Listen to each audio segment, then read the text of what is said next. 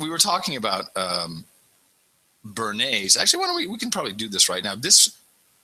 We love watching the native advertising, and I don't even know if I can call this native advertising other than it was an opportunity and a crack sales team took advantage of it.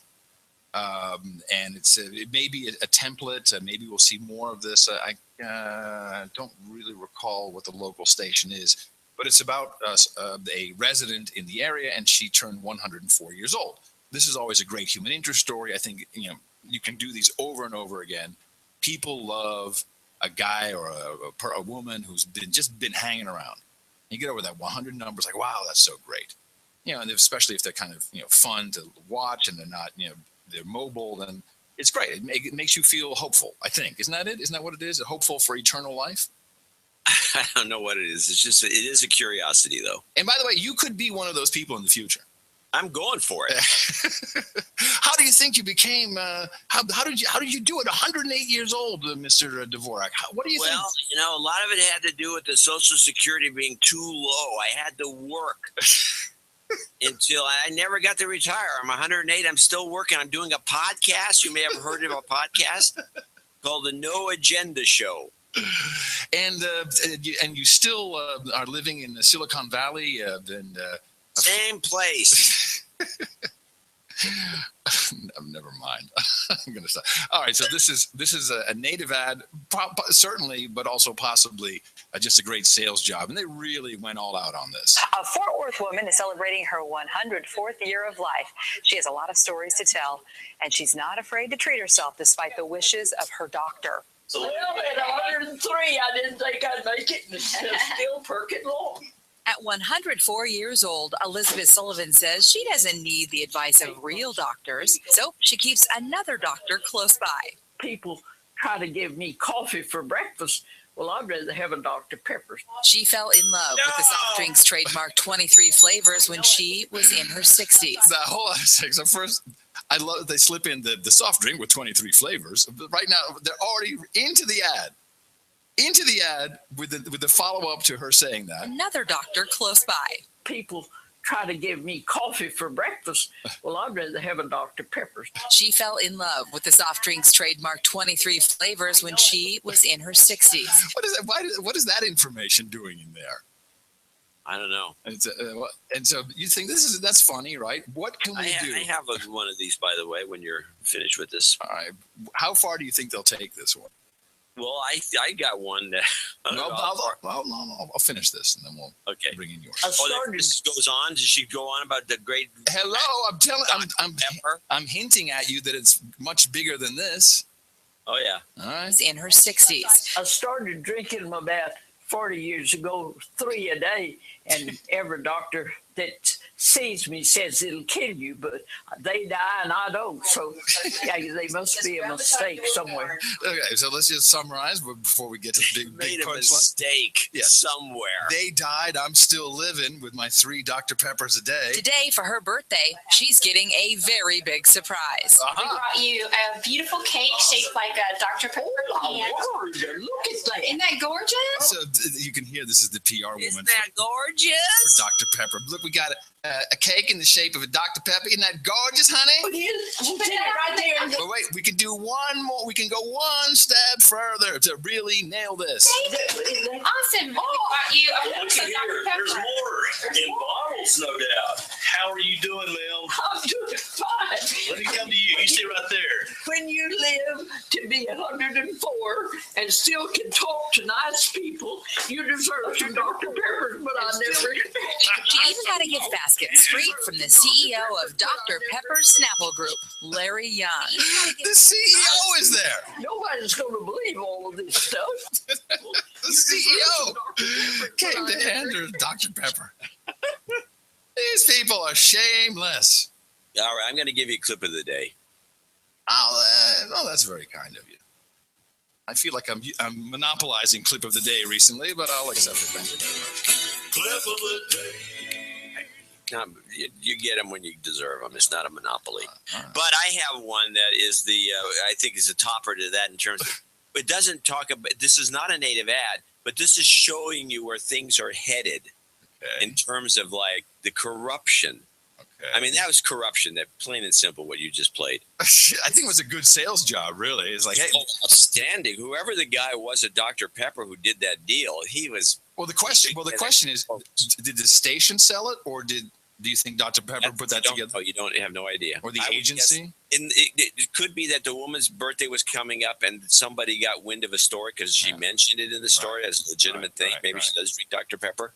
And a guy at Dr. Pepper picked up on it and then went to the station and said, we can do a package and we'll compensate you for this and that. I don't know. I have no idea. Those things are somewhat mysterious.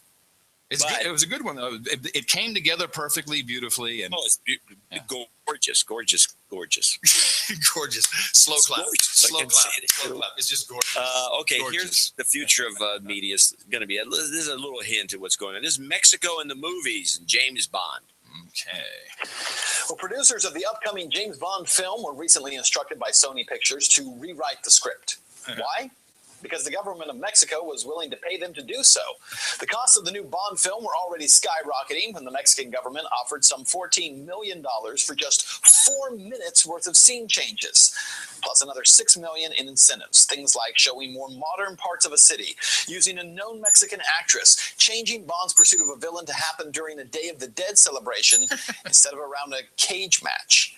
All in all, Sony has made the changes, and it's raised questions about the ability of foreign governments to shape movie scripts. David Robinson, president of Morgan Creek Productions, says, quote, some movies wouldn't get made if it weren't for tax credits. That's brutally honest.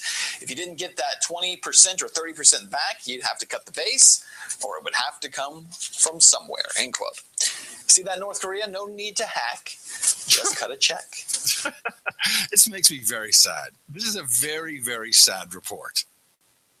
Yeah, it is. This is so sad because the human resources, and these a-hole elites who are running the show, they really believe there's too many of us. And I think as we started the program, they really just want to kill a whole bunch of us.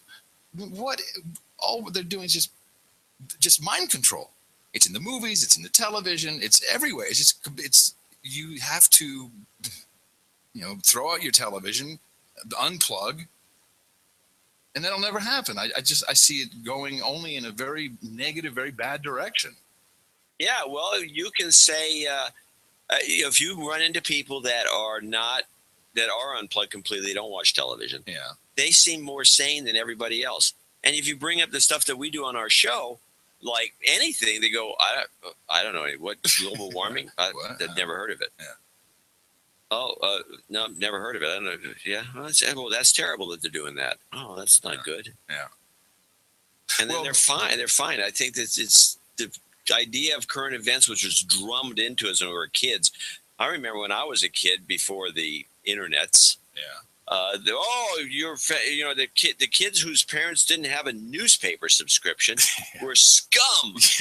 I remember that too. Yeah. Yeah. Oh, they don't read the newspaper. Oh. Yeah. They won't know what's going on. Actually, if you read the newspaper, you don't know what's going on. If you listen to No Agenda Show, you do. You get at least an analysis, and we cut through some of it. We try to give a broad swath, but it's not always easy, but at least we can combat some of the bull crap and get people thinking. But I mean, no one is going to be able to, when they have Mexico paying to have Mexico in there, that has an effect.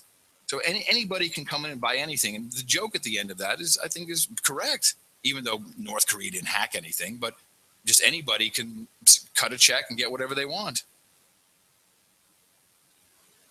Yeah, and you can get publicity for Apple, for example. So they had this clip on it.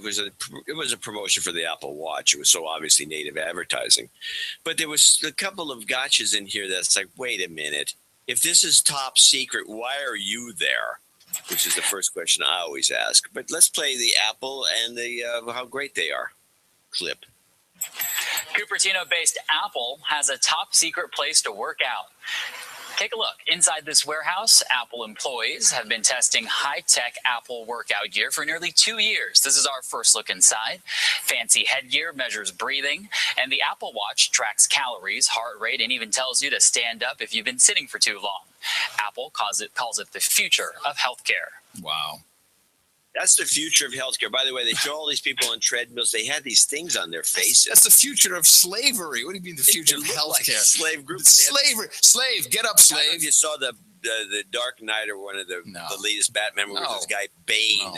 He has this thing over his face. Yeah. And these guys all had a thing over their face that looked like a gas mask kind of a thing with this creepy looking. The whole thing was creepy. But they're working and exercising, and now the watch is going to tell you to stand up because you've been sitting too long. It'll be more like human resource. Human resource. You must stand up now. You must stand up. You are not making efficient use of your vessel. Human resource. Time to stand. It's time to sit.